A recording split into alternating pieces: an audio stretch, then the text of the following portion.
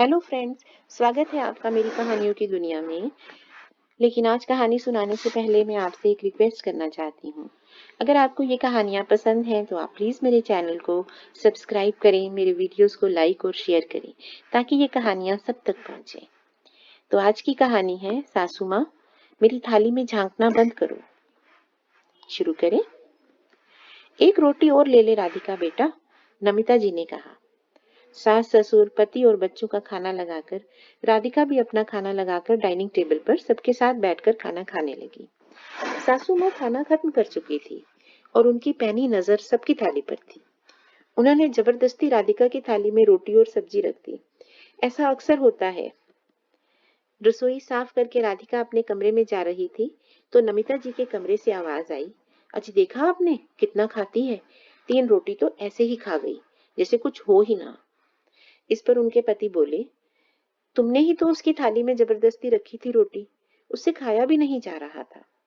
तो मैं बोली, अजी सब नाटक है, बाद में छुप छुप कर पता नहीं कितना खाती, इससे अच्छा है मैंने दे दिया। नमिता जी बड़बड़ाई, तुमसे तो बात करना ही बेकार है।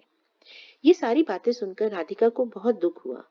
वह तो ये सोचकर उनकी बात मान लेती थी कि इतने प्यार से कह रही हैं तो ले लो, वरना माँ जी को दुख होगा। अगले दिन राधिका ने सबको खाना खिलाकर तब अपना खाना लगाया। अब नमिता जी के पेट में दर्द होने लगा। सोचने लगी कि अब कैसे पता चलेगा ये कितनी रोटी खाती है। 2 दिन तक तो राधिका के आराम से निकल गए। नमिता जी उसे टोक नहीं पाई। लेकिन तीसरे दिन नमिता जी ने राधिका के पास बैठने का तरीका ढूंढ लिया। जैसे ही राधिका ने सबका खाना लगाना शुरू किया, नमिता जी बोली, अभी मुझे भूख नहीं है, मेरा खाना अपने साथ लगा लेना। राधिका ने ध्यान न देते हुए नमिता जी का खाना अपने साथ लगा लिया। आदत से मजबूर नमिता जी ने फिर राधिका को टोक दिया। अब तो रोज ही नमिता जी का खाना राधिका के साथ होता और वो राधिका को टोकती रहती, यह मत खाओ वह खाओ। एक दिन सब खाना खा ही रहे थे कि नमिता जी आदत से मजबूर होकर बोल पड़ी, राधिका बेटा अभी भूख लग रही होगी और रोटी खा लो। परेशान राधिका बोल पड़ी, मम्मी जी मैं अपने हिसाब से खा लूंगी, कृपया मेरी थाली में झांकना बंद कर दीजिए, आपको कुछ चाहिए तो बताइए।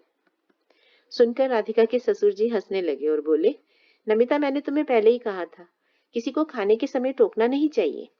आज परेशान होकर बहू के मुंह से जवाब निकल ही गया। किसी को ज्यादा परेशान करोगी तो वह बोलेगा ही। यह सब सुनकर नमिता जी चेंप गई।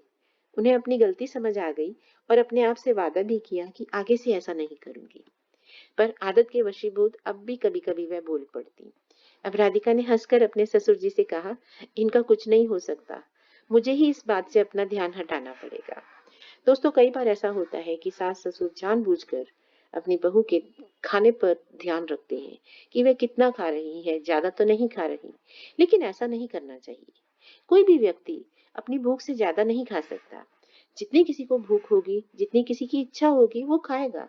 और अगर हमारे पास सब तरह के आराम हैं, अगर हमें खाने पीने की कमी नहीं है, तो हम क्यों किसी दूसरे की थाली पर ध्यान दें।